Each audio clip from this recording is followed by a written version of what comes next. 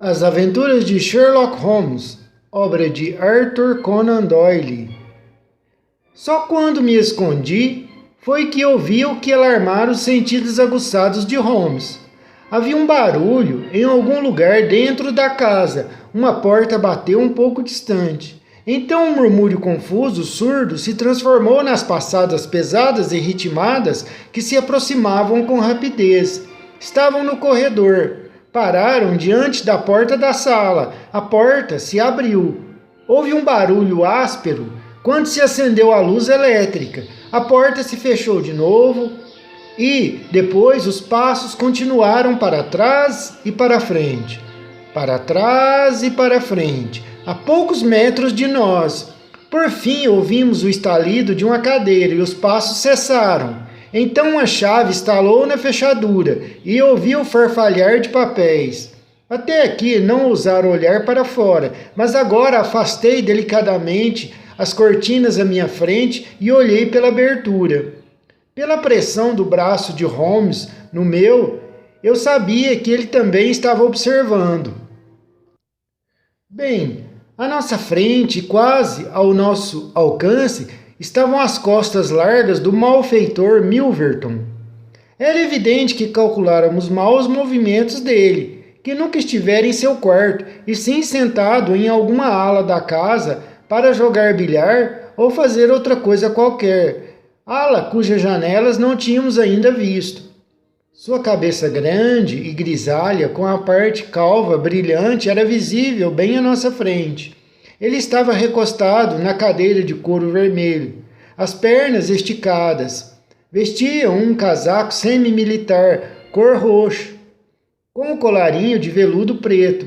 Segurava um documento legal extenso que lia com displicência. Enquanto isso, olhava o documento, pensativo. Sua pose tranquila e sua atitude confortável não indicavam que sairia logo. Senti a mão de Holmes segurar a minha e me dar um aspecto de meio que conforto, como se dissesse que a situação estava sob controle e que ele permanecia calmo. Não tinha certeza se ele vira o que parecia óbvio de minha posição, isto é, que a porta do cofre não estava bem fechada e que Milverton poderia, a qualquer momento, ver isto.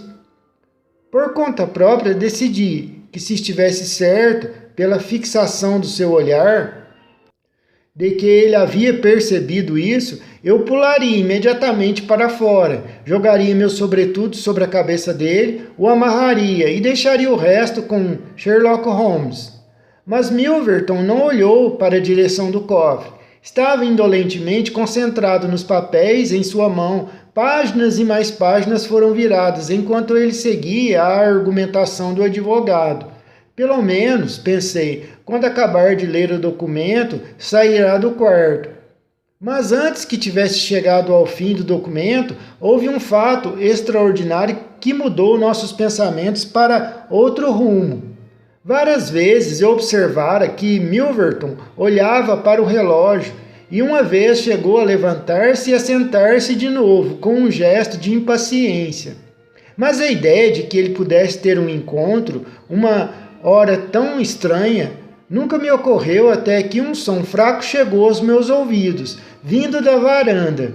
Milverton largou os papéis e sentou-se rígido na cadeira. O som se repetiu. Então houve uma batida delicada na porta. Milverton levantou-se e abriu. Ora, disse ele secamente, está quase meia hora atrasada. Então, era esta a explicação para a porta destrancada e a vigília noturna de Milverton, que era acostumado a dormir cedo.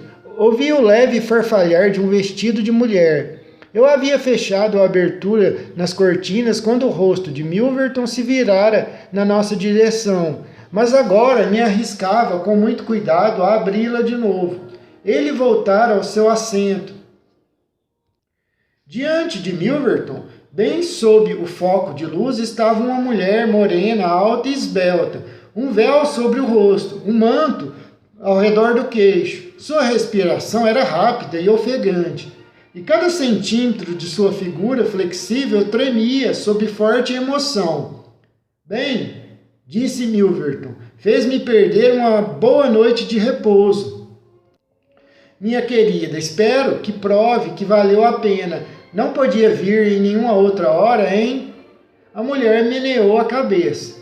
Ora, se não podia vir em uma outra hora, não podia. Se a condessa é uma patroa difícil, você tem agora sua chance de se vingar dela. Valha-me Deus, por que está tremendo? Está tudo bem, controle-se. Agora vamos aos negócios. Tira um caderninho de anotações da gaveta da escrivaninha. Você diz que tem 5 cartas que comprometem a condessa de Albert. Quer vendê-las. Eu quero comprá-las. Até aqui tudo bem. Só falta acertar o preço. Gostaria de examinar as cartas, é claro, se elas forem realmente bons exemplares. Meu Deus, é você? A mulher, sem uma única palavra, levantara o véu e deixara cair o manto do rosto. Era um rosto bem definido, moreno e bonito, que encarava Milverton. Sou eu, ela disse, a mulher cuja vida você desgraçou. Milverton sorriu, mas o medo eu percebi que vibrou em sua voz. Você era tão obstinada, disse ele. Por que me levou a tais excessos? Asseguro-lhe que não machucaria uma mosca por vontade própria, mas todo homem tem seu negócio. E o que eu podia fazer? Fiz um bom preço, um preço acessível às suas posses. Você não pagou? Então mandou as cartas ao meu marido e ele, o homem mais nobre que já existiu no mundo, ficou estarrecido, angustiado. Um homem com quem eu nunca mereci casar. Você partiu seu coração, um homem valoroso como ele. Lembre-se de que, noite passada, quando vim por aquela porta, eu lhe pedi e implorei sua misericórdia. Você riu na minha cara, como está rindo agora. Só que seu coração covarde não impede que seus lábios fiquem tremendo. Sim, nunca pensou em me ver aqui de novo, né? Mas foi aquela noite que me ensinou como poderia encontrar-me com você cara a cara e sozinhos. Bem, Charles Milverton, o que tem a dizer? Ora, não pense que pode me intimidar, disse Milverton. Tenho apenas que levantar a voz um pouquinho e poderia chamar meus criados e você seria enxotada, mas darei um desconto pela sua raiva natural. Saia imediatamente por onde veio e não direi mais nada. A mulher continuou parada, com a mão enfiada no decote e o mesmo sorriso sinistro em seus lábios delicados. Ora, Milverton, não arruinará mais vidas como arruinou a minha. Não torturará mais corações como torturou o meu. Livrarei o mundo de uma coisa venenosa como você. Tome isto, seu cachorro. Tiraram um pequeno revólver brilhante e esvaziou cartucho após cartucho em Milverton. O cano a menos de 60 centímetros da camisa dele. Ele curvou e depois caiu sobre a mesa, tossindo furiosamente com raiva. Depois ficou de pé, recebeu outro tiro e caiu no chão. Você me pegou, exclamou. Exclamou e ficou imóvel. A mulher olhou para ele com atenção e enfiou o salto do sapato no rosto virado para cima. Olhou de novo, mas não havia nenhum som ou movimento. Ouviu um barulho áspero, o ar da noite soprou dentro da sala aquecida e a vingadora mulher foi embora. Nenhuma interferência de nossa parte poderia ter salvo Milverton desta sina, mas quando a mulher descarregou a bala, após bala, no corpo trêmulo de Milverton, estive a ponto de sair do esconderijo e senti o aperto frio e forte de Holmes no meu pulso. Compreendi todo o argumento daquele gesto firme que me conteve. Não era assunto nosso. A justiça alcançara um terrível vilão que tínhamos nossos próprios deveres e objetivos que não deveríamos perder de vista. Mas a mulher tinha acabado de sair correndo da sala quando Holmes, com passos rápidos e silenciosos, chegou à outra porta, girou a chave na fechadura. No mesmo instante, ouvimos vozes na casa e o som de passos apressados. Os tiros de revólver tinham acordado todos na casa. Com absoluta frieza, Holmes deslizou até o cofre, encheu os braços com os maços de cartas e os jogou no fogo. Fez isso outra vez e outra vez, até que o cofre ficasse completamente vazio. Alguém mexeu na maçaneta e bateu do lado de fora da porta. Holmes olhou em volta com rapidez. A carta que havia sido a mensageira da morte para Milverton estava na mesa. Holmes atirou-a entre os papéis em chamas. Depois tirou a chave da porta externa, passou comigo por ela e a trancou por fora. Por aqui, Watson, disse Holmes. Podemos escalar o muro do jardim nesta direção. Eu não podia acreditar que um alarme se espalhasse tão rapidamente. Olhando para trás, a enorme casa parecia uma única luz. A porta da frente estava aberta e pessoas corriam pelo caminho. O jardim inteiro estava cheio de gente e um sujeito deu um grito quando saímos da varanda e corremos a toda. Holmes parecia conhecer perfeitamente o terreno e avançou depressa por entre uma plantação de arbustos, eu colado nele e nosso perseguidor mais próximo, bem atrás de nós. Um muro de quase 2 metros de altura barrava o nosso caminho, mas ele pulou para o topo e daí para o outro lado. Ao fazer o mesmo, senti a mão do homem atrás de mim agarrar meu tornozelo, mas me livrei e pulei sobre uma crista coberta de musgo. Caí de cara entre alguns arbustos, mas Holmes me pôs de pé num instante e juntos corremos pela grande extensão do campo de Hampstead. Tínhamos corrido quase 3 quilômetros, eu suponho, até que Holmes finalmente parou e ficou escutando atentamente. Atrás de nós tudo era silêncio absoluto. Despistáramos nossos perseguidores e estávamos seguros. Tínhamos tomado nosso café da manhã e estávamos no dia seguinte a incrível experiência que relatei. Quando o Sr. Lestrade, da Scotland Yard, muito solene, foi conduzido até a nossa modesta sala de estar. Bom dia, Sr. Holmes, disse. Bom dia, posso lhe perguntar se está muito ocupado agora? Não tão ocupado que não possa escutá-lo, Lestrade. Pensei que talvez, se não tiver nada especial no momento, pudesse nos ajudar num caso extraordinário, ocorrido a noite passada em Hampstead. Pobre de mim, disse Holmes. O que foi? Um assassinato, Sr. Holmes. O assassinato mais dramático e incrível. Sei o quanto se interessa por essas coisas e consideraria um grande favor se fosse a Pleadore Towers e nos ajudasse com o seu conselho. Não é um crime comum. Estávamos de olho nesse Sr. Milverton já há algum tempo e cá entre nós era um grande vilão. Sabe-se que tinha em seu poder papéis que usava para fazer chantagens com pessoas.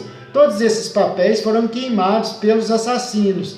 Nenhum objeto de valor foi levado, e é provável que os criminosos fossem homens de boa posição, cujo único objetivo seria o de evitar um escândalo público. Criminosos? Perguntou Holmes. Plural? Sim, eram 2, Sr. Holmes. Quase foram apanhados em flagrante. Temos as pegadas deles, a descrição deles. Aposto 10 contra 1 como os encontraremos. O primeiro era um sujeito muito veloz, mas o segundo foi pego pelo ajudante de jardineiro e só se conseguiu se safar após uma luta. Era um homem de altura média e forte, maxilar quadrado, pescoço grosso, bigode e uma máscara sobre os olhos. É muito vago, disse Sherlock Holmes. Olha, poderia ser até mesmo a descrição do meu companheiro Watson. É verdade, disse o inspetor meio confuso. Poderia ser a descrição de Watson. Bem, receio não poder ajudá-lo, Lestrade, disse Holmes. O fato é que conhecia esse sujeito, Milverton. Eu o considerava um dos homens mais perigosos de Londres e acho que em certos crimes a lei não pode intervir e, portanto, até certo ponto, justificam uma vingança particular de alguém. Não adianta discutir. Já me decidi. Minhas simpatias estão mais com os criminosos do que com a vítima. E não pegarei este caso, Lestrade. Holmes não se me disseram uma só palavra sobre a tragédia que testemunhamos, mas notei a manhã inteira que estava muito pensativo. E me deu a impressão, pelos seus olhos vagos e o jeito abstraído, de um homem que se esforça para relembrar algo. Estávamos no meio do nosso almoço quando ele se levantou de repente. Por Deus, Watson, descobri! Exclamou. Pegue seu chapéu, venha comigo, amigo. Correu mais depressa que pôde pela Baker Street e ao longo da Oxford Street até quase chegarmos a Regent Circus.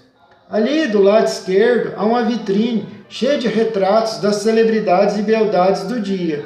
Os olhos de Holmes se fixaram em um deles e, seguindo seu olhar, viu o retrato de uma dama régia e majestosa em trajes da corte com uma grande tiara de diamantes sobre a nobre cabeça.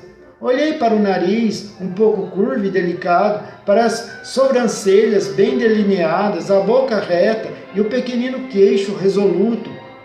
Então prendi a respiração ao ler o venerável título do grande nobre e homem de Estado de quem ela fora esposa. Meus olhos encontraram-se com os de Holmes, que pôs o dedo nos lábios enquanto nos afastávamos da vitrine. Sim, era ela. Não era raro que o Sr. Lestrade, da Scotland Yard, aparecesse para nos visitar à noite, e Sherlock Holmes gostava dessas visitas, pois lhe permitiam saber tudo o que acontecia na chefatura de polícia. Em troca das notícias que Lestrade trazia, Holmes estava sempre disposto a ouvir com atenção os detalhes de algum caso em que o detetive estivesse envolvido e, ocasionalmente, era capaz, sem qualquer interferência ativa, de dar uma ideia ou sugestão extraída de sua vasta experiência e do seu conhecimento. Nesta noite, em particular, Lestrade falara do tempo e dos jornais. Depois ficou em silêncio, pensativo, enquanto Holmes olhava atentamente para ele. Algo notável no momento? Perguntou. Oh não, Sr. Holmes, nada muito especial. Então me fale sobre isso. Lestrade sorriu. Bem, Sr. Holmes, é inútil negar que há algo em minha mente, mas é um negócio tão absurdo que hesitei em incomodá-lo com isso. Por outro lado, embora seja banal, é sem dúvida interessante e sei que gosta de tudo que seja fora do comum, mas na minha opinião fica mais na linha do Dr. Watson do que na nossa. Doença? Eu perguntei. Loucura ou algo assim, respondeu Lestrade. E uma loucura estranha também. Não imaginava que existisse alguém nos dias de hoje que tivesse tanto ódio de Napoleão I, a ponto de quebrar toda a estátua dele que vê. Holmes afundou-se na cadeira, estupefato. Não é minha especialidade, disse. Exato, foi o que eu disse. Mas quando o homem pratica um roubo a fim de quebrar as imagens que não são dele, isto o afasta do Dr. Watson e o aproxima do policial. Holmes endireitou-se na cadeira novamente. Roubo? Isto é mais interessante. Conte-me os detalhes, Lestrade. Lestrade pegou seu caderno de anotações e refrescou a memória em suas páginas. O primeiro caso relatado ocorreu há 4 dias, Sr. Holmes, disse ele. Foi na loja de Morse Hudson, que tem um estabelecimento para a venda de pinturas e esculturas na Kennington Road. O assistente havia saído da parte da frente da loja por um instante quando ouviu o barulho de alguma coisa se quebrando. Ele correu até lá e encontrou um busto de gesso de Napoleão que estava junto com várias outras obras de arte no balcão, totalmente espatifado. Correu para a rua, mas embora muitos passantes dissessem ter visto um homem saindo apressado da loja, não conseguiu ver ninguém nem descobriu um meio de identificar o destruidor. Parecia ser um desses atos absurdos de vandalismo que ocorrem de tempos em tempos, e foi isso que ele informou a um guarda na mesma hora. A peça de gesso não valia mais do que alguns shillings, e o caso todo parecia uma infantilidade para merecer uma investigação especial. Mas o segundo caso foi mais grave e também mais estranho. Ocorreu na noite passada, na Kennington Road, e a algumas centenas de metros da loja de Morse Hudson. Mora um conhecido médico chamado Dr. Barnicott, que tem uma grande clientela do lado sul do Tamisa. Sua residência e principal consultório ficam na Kennington Road, mas tem um setor de cirurgia e farmácia na Lower Brixton Road, a 3 quilômetros de lá. Este Dr. Barnicott é um entusiástico admirador de Napoleão e a sua casa é cheia de livros, de pinturas e relíquias do imperador francês. Há pouco tempo ele comprou de Morse Hudson 2 cópias em gesso da famosa cabeça de Napoleão feita pelo escultor francês Devine. Colocou uma delas no saguão da casa na Kennington Road e a outra no consolo da lareira do setor de cirurgia em Lower Brixton. Bem, quando o Dr. Barnicott chegou esta manhã, ficou surpreso ao descobrir que a sua casa fora assaltada durante a noite, mas que nada tinha sido roubado a não ser a cabeça de gesso do saguão. Ela fora levada para fora e esmigalhada selvagemente contra o muro do jardim, junto ao qual foram encontrados fragmentos espalhados. Levada para fora, esmigalhada, fora a estátua, como diz. Holmes esfregou as mãos. Isto com certeza é uma novidade, disse Holmes. Imaginei que gostaria, mas ainda não cheguei ao final. O Dr. Barnicott tinha de estar na sua sala de operações ao meio-dia, e o senhor pode imaginar o seu espanto quando, ao chegar lá, descobriu que a janela fora aberta durante a noite e que os pedaços quebrados do segundo busto estavam espalhados por todo o aposento. Foi esmigalhado em pedacinhos bem no lugar onde ficava. Em nenhum dos casos havia qualquer vestígio que nos pudesse dar uma pista do criminoso ou do louco que fizera esses estragos. Agora, Sr. Holmes, o senhor tem os fatos. Eles são estranhos, bem interessantes, para não dizer grotescos, disse Holmes. Posso perguntar se os 2 bustos esmagados nos aposentos do Dr. Barnicott eram cópias exatas do que foi destruído na loja de Morse Hudson? Foram tirados do mesmo molde, Sr. Holmes. Este fato vai contra a teoria de que o homem que os quebra está influenciado por algum ódio generalizado contra Napoleão. Se levarmos em conta as centenas de estatuetas do grande imperador que devem existir em Londres, seria demais supor a coincidência de que um iconoclasta aleatório começaria, por acaso, por 3 exemplares do mesmo busto.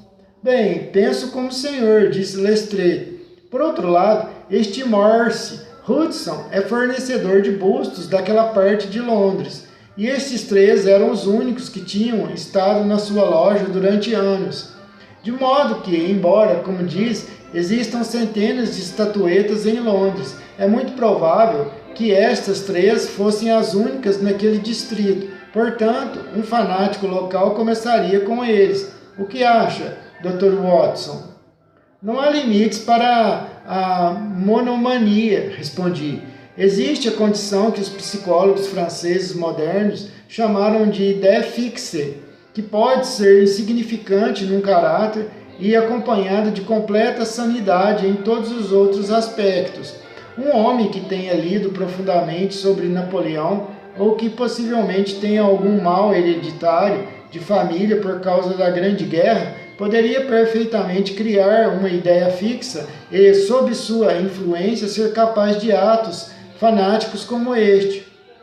Isto não serve, meu caro Watson, disse Holmes, balançando a cabeça, pois nenhuma dimensão da ideia fixa daria condições ao nosso interessante monomaníaco de descobrir onde estavam esses tais arbustos. Bem, como você explica isso? Não tento explicar, apenas observaria que há um certo método nos procedimentos excêntricos do cavalheiro. Por exemplo, no saguão do Dr. Barnicott, onde qualquer ruído poderia acordar a família, o busto foi levado para fora antes de ser quebrado, ao passo que no setor de cirurgia, onde havia menos perigo de alarme, foi esmagado no lugar onde estava mesmo. O caso parece ridicularmente banal, e mesmo assim não ouso chamar nada de trivial quando me lembro de que alguns dos meus casos mais clássicos tiveram um início nada promissor. Lembre-se, Watson, como o horrível caso da família. A Burnett me chamou a atenção primeiro pelo suco que a salsa fizera na manteiga num dia quente. Portanto, não posso sorrir antes seus 3 bustos quebrados. Lestrade, ficarei muito grato a você se me informar de qualquer fato novo nesta série tão estranha de acontecimentos. O fato que meu amigo esperava veio de uma forma mais rápida e infinitamente mais trágica do que ele podia ter imaginado. Ainda estava me vestindo em meu quarto na manhã seguinte, quando ouvi uma batida na porta e Holmes entrou com um telegrama na mão. Leu em voz alta: venha imediatamente, 131 Rua Pitt, Kensington, Lestrade. Então, o que é? Perguntei a Holmes. Não sei, Watson, pode ser qualquer coisa, mas suspeito que é a continuação das histórias das estatuetas. Nesse caso, o nosso amigo, o destruidor de imagens, começou suas operações numa outra parte de Londres. Há café na mesa, Watson, e tem um cabriolé esperando na porta. Em meia hora, chegávamos à Rua Putt, um lugarzinho atrasado e tranquilo, bem ao lado de uma das mais agitadas correntes da via de Londres. O número 131 era um de uma fila de residências, caixotes horizontais, respeitáveis e nada românticas. Quando nos aproximamos, vimos a cerca em frente à casa tomada por um grupo curioso. Holmes assobiou. Por Deus, é homicídio premeditado, no mínimo. Nada menos do que isso atrairia o garoto de recados de Londres. Há um ato de violência indicado nos ombros curvos e no pescoço esticado daquele sujeito. O que é isso, Watson? Os degraus do alto estão lavados e os outros secos. Muitas pegadas, de qualquer maneira. Ora, lá está, Lestrade na janela da frente, e logo saberemos de tudo. O policial nos recebeu com uma expressão bastante grave e nos conduziu a uma sala de estar, onde um senhor idoso, muito inquieto e agitado, vestido com um roupão de flanela, andava de um lado para o outro. Foi-nos apresentado como o dono da casa, Sr. Horace Harker, do Sindicato Central da Imprensa. É o caso do busto de Napoleão de novo, disse Lestrade. Parecia interessado ontem à noite, Sr. Holmes, então pensei que gostaria de estar presente agora que o caso assumiu um aspecto muito grave. O que aconteceu então? Um assassinato. Sr. Harker poderia contar a estes cavalheiros exatamente o que aconteceu? O homem de roupão de flanela virou-se para nós com uma expressão melancólica. É algo extraordinário, disse, e a vida inteira eu tenha conseguido notícias de outras pessoas e agora que uma verdadeira notícia surge por minha causa, estou tão confuso e atordoado que não consigo juntar 2 palavras. Se tivesse vindo aqui como jornalista, teria me entrevistado e publicado 2 colunas em todos os jornais vespertinos, mas agora estou espalhando cópias valiosas, contando minha história repetidas vezes para uma multidão de pessoas diferentes, e eu mesmo não posso fazer uso disso. Mas ouvi seu nome, Sr. Sherlock Holmes, e se puder ao menos explicar este assunto estranho, me sentirei recompensado pelo trabalho de lhe contar a história. Holmes sentou-se e escutou. Tudo parece girar em torno daquele busto de Napoleão, que comprei para esta sala há cerca de 4 meses. Eu o comprei barato no Harding Brothers, ao lado da estação High Street. Grande parte do meu trabalho jornalístico é feito à noite e frequentemente escrevo até de madrugada. Foi assim hoje. Estava sentado em meu refúgio, que fica nos fundos do alto da casa, por volta das 3 horas, quando ouvi alguns sons lá embaixo. Fiquei prestando atenção, mas não se repetiram, e concluí que vinha de fora. Então, de repente, 5 minutos depois, ouvi um grito horrível, o som mais pavoroso que já ouvi, Sr. Holmes. Fiquei paralisado de horror durante alguns instantes. Peguei o atiçador e desci. Quando entrei nesta sala, encontrei a janela da frente escancarada e logo notei que o busto desaparecera do consolo da lareira. Por que um ladrão levaria uma coisa dessas até além da minha compreensão? Isso vai além, pois era apenas uma peça de gesso sem valor algum. Pode ver por isso mesmo que qualquer pessoa que saísse por aquela janela aberta poderia alcançar os degraus da frente com uma longa caminhada. Era evidente que o ladrão fizera isso. Portanto, dei a volta e abri a porta. Saindo na escuridão, caí em cima de um homem morto que estava ali no chão. Voltei correndo para procurar uma luz e lá estava o pobre sujeito, um grande talho na cabeça, certamente motivado por uma grande pancada.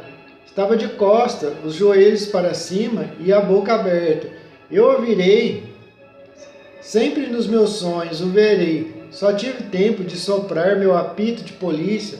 Então devo ter desmaiado porque não vi mais nada até que encontrei um policial em pé ao meu lado no saguão. Bem, quem era o assassinado? Perguntou Holmes. Não há nada que indique quem era ele, disse Lestrade. Verá o corpo no necrotério, mas não fizemos nada com ele até agora. É um homem alto, bronzeado, muito forte, mas não mais de 30 anos. Está vestido pobremente, mesmo assim não parece ser um operário. Uma faca de mola com cabo de chifre estava ao lado dele, e foi a arma, talvez, que ele usava quando tomou a pancada na cabeça. Não havia nome algum em suas roupas e nada nos bolsos, exceto uma maçã, alguns cordões, um mapa de Londres, de um xelim e uma fotografia. Aqui está. Fora tirada, evidentemente, pelo instantâneo de uma câmera pequena. Mostrava um homem simiesco, vivo, anguloso, com as sobrancelhas grossas e uma projeção muito peculiar da parte inferior do rosto, como o focinho de um babuíno.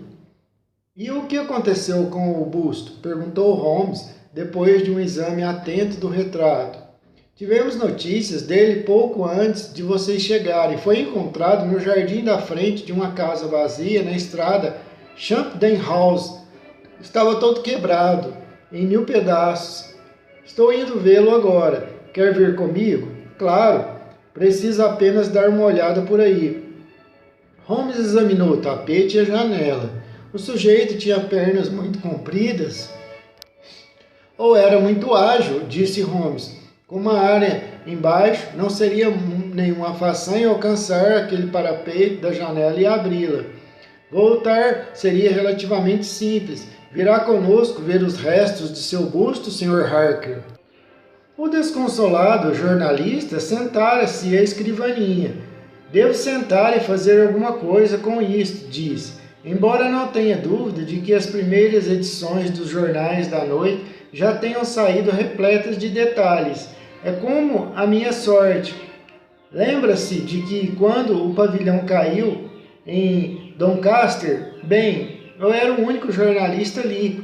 E meu jornal foi o único que não teve um relato sobre aquilo, porque eu estava abalado demais para escrevê-lo.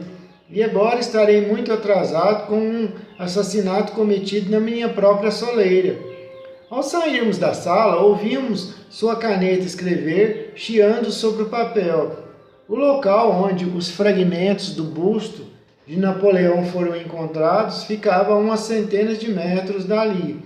Pela primeira vez víamos a imagem do grande imperador que parecia instigar um ódio tão destrutivo e frenético na mente do desconhecido.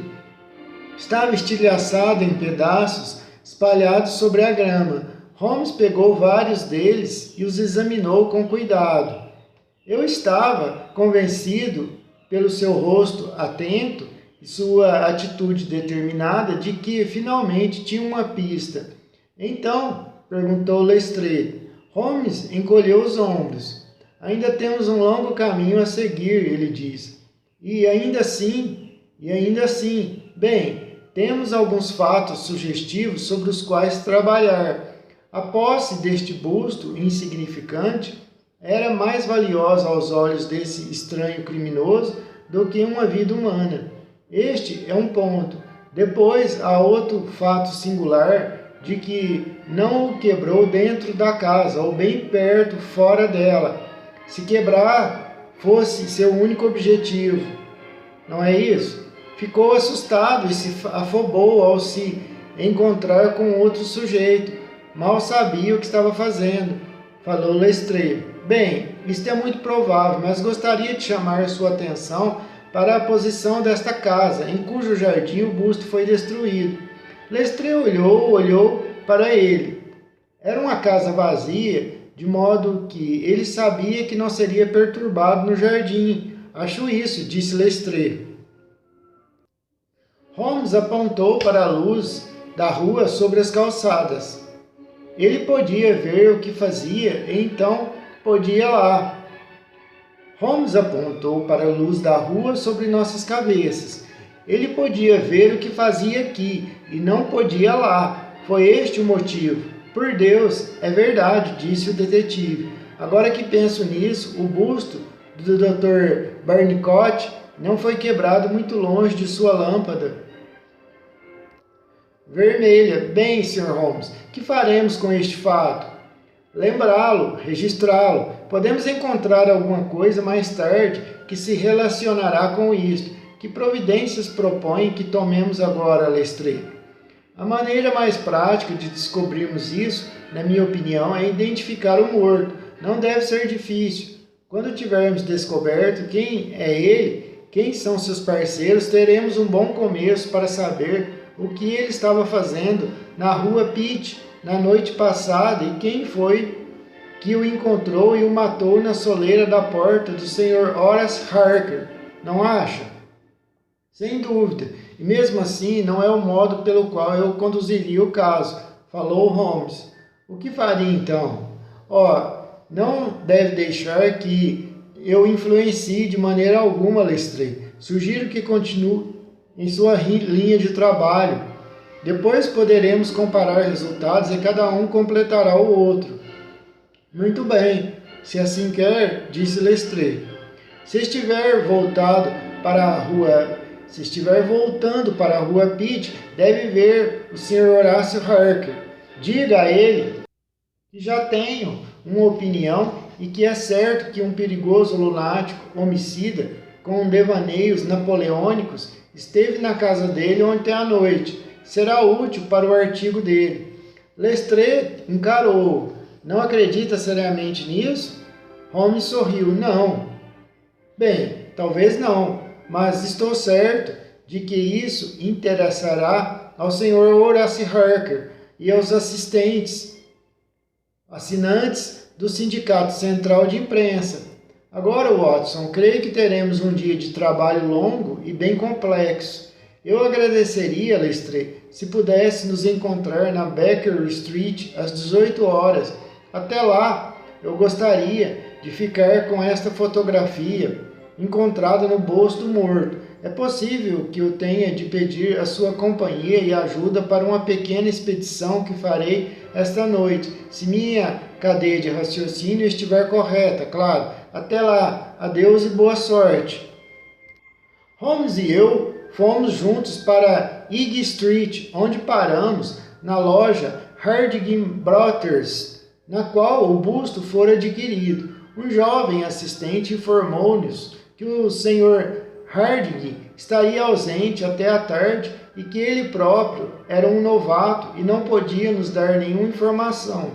O rosto de Holmes mostrava seu desapontamento e irritação. Ora, não podemos esperar obter tudo o que queremos, Watson, disse Holmes por fim. Voltaremos à tarde, já que o Sr. Harding não chegará antes disso.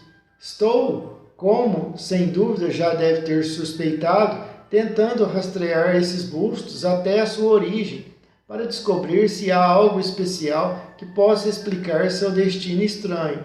Vamos procurar o Sr. Morse Hudson, da Kennington Road, e ver se ele pode esclarecer alguma coisa sobre o problema.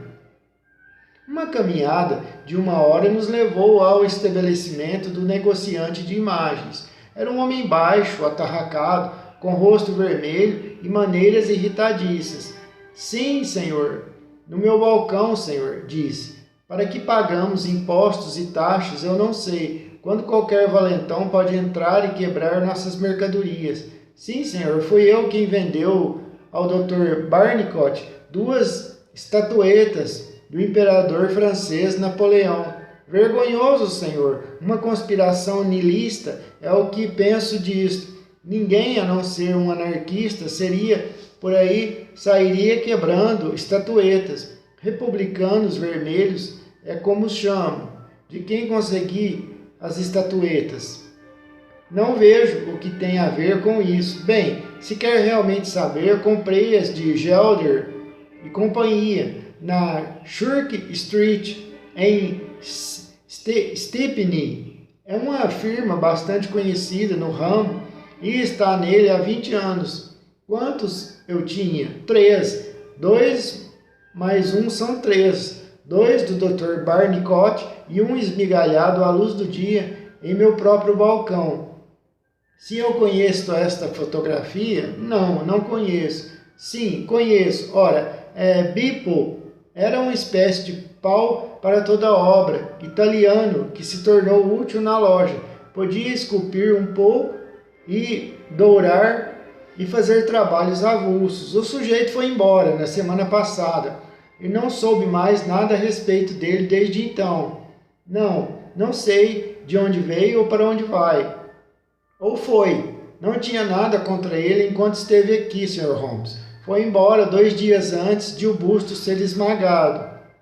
Bem, isto é tudo o que poderíamos esperar de Morse Hudson, disse Holmes, quando saímos da loja. Temos esse Bippo como um fator comum, ambos em Kennington e em Kensington. Portanto, vale uma ida de 15 quilômetros. Agora, Watson, vamos até Gelder e companhia de Stepney, a causa e origem dos bustos. Ficarei surpreso se não conseguirmos alguma ajuda ali. Numa rápida sucessão, passamos pela periferia de Londres, da moda a Londres dos hotéis, Londres teatral, Londres literária, Londres comercial e, finalmente, Londres marítima, até que chegamos a uma cidade à beira do rio com 100.000 almas, onde os cortiços se sufocam com os detritos da Europa. Aqui, numa grande via pública, outrora moradia dos mercadores ricos da cidade, encontramos os trabalhos de escultura que procurávamos. Do lado de fora havia um pátio grande, cheio de obras de pedra monumentais. Dentro, um amplo aposento no qual 50 operários esculpiam ou modelavam. O gerente, um alemão grande, louro, nos recebeu civilizadamente e deu respostas claras às perguntas de Holmes. Uma olhada em seus livros mostrou que centenas de peças foram moldadas da cópia de mármore da cabeça de Napoleão de Devine, mas que as 3 que foram mandadas para Morse Hudson há 1 ano ou mais eram a metade de um lote de 6, e as outras 3 foram enviadas para Harding Brothers de Kensington. Não havia razão para que aquelas 6 fossem diferentes das outras peças. Não podia sugerir nenhuma causa para que alguém saísse por aí destruindo elas. Na verdade, ele riu da ideia. O preço total delas era de 6 shillings, mas o revendedor poderia conseguir 12 até ou mais. A peça foi tirada em 2 moldes, um de cada lado da face, e depois estes 2 de perfis de gesso de Paris foram unidos para fazer o busto completo. O trabalho era feito, em geral, por italianos na sala em que estávamos. Quando ficavam prontos os bustos, eram colocados numa mesa no corredor para secar e depois eram guardados. Isto era tudo o que podia nos dizer. Mas a ambição da fotografia teve um efeito notável no gerente. Seu rosto ficou vermelho de raiva e seu senho se franziu sobre os olhos teutônicos azuis. Ah, o Patife! Exclamou. Sim, na verdade eu o conheço. Muito bem. Este sempre foi um estabelecimento respeitável, e na única vez que tivemos a polícia aqui foi por causa desse sujeito. Foi há mais de um ano. Ele esfaqueou outro italiano na rua e depois veio para o trabalho com a polícia nos calcanhares e foi preso aqui. Bipo era seu nome. Seu segundo nome eu nunca soube. Bem, merece castigo por empregar um homem com um rosto desse, mas era um bom trabalhador, um dos melhores. Mas foi culpa minha, mereço um castigo, disse o homem engraçado. Quanto tempo ele ficou preso? Perguntou Holmes. Bem, o homem sobreviveu e ele saiu em um ano. Não tenho dúvida de que está livre agora, mas não teve a coragem de aparecer por aqui. Temos um primo dele aqui e creio que pode lhe dizer onde Bipo está. Não, não, exclamou Holmes. Nem uma palavra ao primo. Nem uma palavra, eu lhe peço. Deixe o assunto assim. O assunto é muito importante e quanto mais me aprofundo nele, mais importante parece ficar. Quando se referiu em seu livro à venda das peças, observei que a data era 3 de junho do ano passado. Poderia me dar a data em que Bipo foi preso? Posso lhe dizer pela lista de pagamento, respondeu o gerente. Sim, continuou, depois de virar algumas páginas. Seu último pagamento foi no dia 20 de maio. Obrigado, disse Holmes. Não creio que precise abusar mais do seu tempo e da sua paciência. Com uma última palavra de advertência de que ele não devia falar mais nada a respeito das nossas pesquisas, saímos de lá para prosseguir em nossa missão. A tarde já estava bem adiantada quando conseguimos comer um lanche rápido num restaurante. Um anúncio de jornal na entrada dizia: violência em Kensington, assassinato por um louco. E o conteúdo mostrava que o Sr. Horace Harker tivera afinal seu artigo publicado. 2 colunas estavam ocupadas com um relato sensacional e floreado de todo o incidente. Holmes o apoiou no galheteiro e leu enquanto comia. 1 ou 2 vezes ele deu uma risadinha. Está tudo certo, Watson, disse. Ouça isto. É bom saber que não há diferença de opinião a respeito deste caso, já que o Sr. Lestrade, um dos membros mais experientes da polícia de Londres, e o Sr.